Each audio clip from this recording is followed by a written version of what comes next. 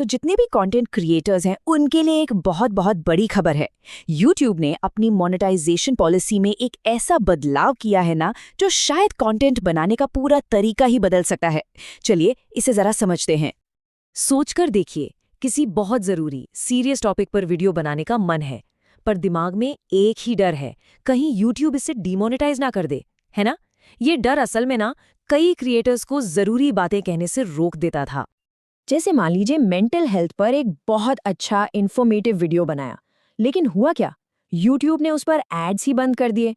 पुरानी पॉलिसीज की वजह से ना ऐसा अक्सर हो जाता था, और इसका नतीजा बहुत सारी जरूरी बातचीत शुरू होने से पहले ही खत्म हो जाती थी। लेकिन अब सब कुछ बदलने वाला है। एक बहुत बड़ी खुशखबरी है, YouTube ने एक ऐसा पॉलिसी अपडेट जारी किया है जो इस पूरी प्रॉब्लम को शायद हमेशा के लिए बदल देगा। तो आखिर ये बदलाव है क्या और कितना बड़ा है? ऐसे समझिए, पहले क्या होता था, सेंसिटिव टॉपिक्स पर या तो एड्स आते ही नहीं थे या फिर बहुत कम, लिमिटेड एड्स। लेकिन अब नए रूल के मुताबिक उन्हीं टॉपिक्स पर फुल एड रेवेन्यू यानी पूरी कमाई करना पॉसिबल है। ये एक बहुत बड़ा शिफ्ट है। तो आखिर एग्जैक्टली बदला क्या है? चलिए इस नए सिस्टम को थोड़ा आराम से डिटेल में समझते हैं। देखते हैं कि इससे क्रिएटर्स के लिए कौन-कौन से नए दरवाजे खुल रहे हैं। तो अब suicide, self harm, domestic abuse, sexual abuse, यहाँ तक कि ईटिंग डिसऑर्डर्स और अबॉर्शन जैसे गंभीर विषयों पर भी वीडियो बनाकर पूरी एड रेवेन्यू कमाई जा सकती है। हाँ, लेकिन एक शर्त है, और वो बहुत ज़रूरी है। शर्त यह है कि कंटेंट नॉन ग्राफिक होना चाहिए, मतलब उसमें हिंसा या बहुत परेशान करने वाले विजुअल्स ना हो। लेकिन ऐसा नहीं है कि बस टॉपिक आज़ाद हो गया। यहाँ पर सबसे ज़रूरी चीज़ है प्रेजेंटेशन, मतलब उस टॉपिक को पेश कैसे किया जा रहा है। ये YouTube के लिए बहुत मैटर करता है। जिम्मेदारी से कंटेंट बनाना अब और भी ज़रूरी हो गया है।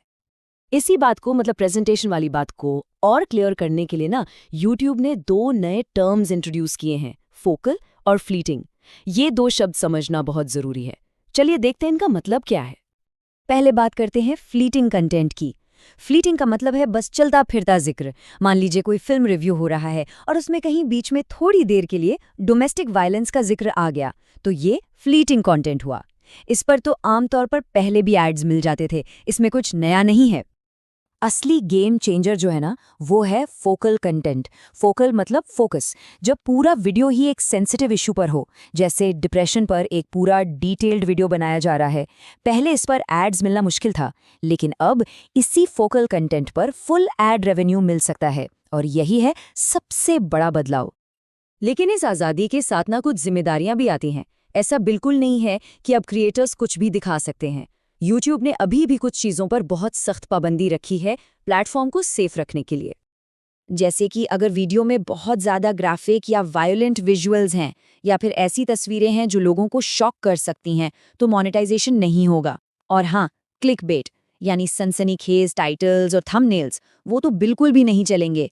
और जो YouTube की कम्युनिटी गाइडलाइंस हैं, उन्हें तो फॉलो करना ही करना है। इन चीज़ों पर कोई कॉम्प्रोमाइज़ नहीं है। अच्छा, अब एक और बहुत अच्छी खबर। सोचिए, पुराने वीडियोस जो पहले की पॉलिसीज की वजह से डीमोनेटाइज हो गए थे, उनका क्या? वेल, उनके लिए भी एक सेकंड चांस है। पुरानी मेहनत बेकार नहीं जाएगी। करना क्या है? सिंपल है। अपने उन पुराने वीडियोस को ढूंढिए जो इस वजह से अफेक्ट हुए थे। फिर चेक कीजिए कि क्या वो कंटेंट अब नए नॉन ग्राफिक स्टैंडर्ड्स पर खरा उतरता है, और अगर हाँ, तो उसे ह्यूमन रिव्यू के लिए दोबारा अपील कर दीजिए। सिंपल। तो इस पूरे बदलाव के पीछे YouTube का मकसद क्या है? उनका कहना है कि वो चाहते हैं कि ज़रूरी मुद्दों पर जिम्मेदारी से बात हो, लेकिन साथ ही साथ एडवर्टाइजर्स भी कंफर्टेबल रहे। ये क्रिएटर्स और एडवर्टाइजर्स के बीच एक बैलेंस बनाने की कोशिश है। एक ऐसा सिस्टम जहां ज़रूरी बातें भी कही जाएं और सबका बिजनेस भी चलता रहे।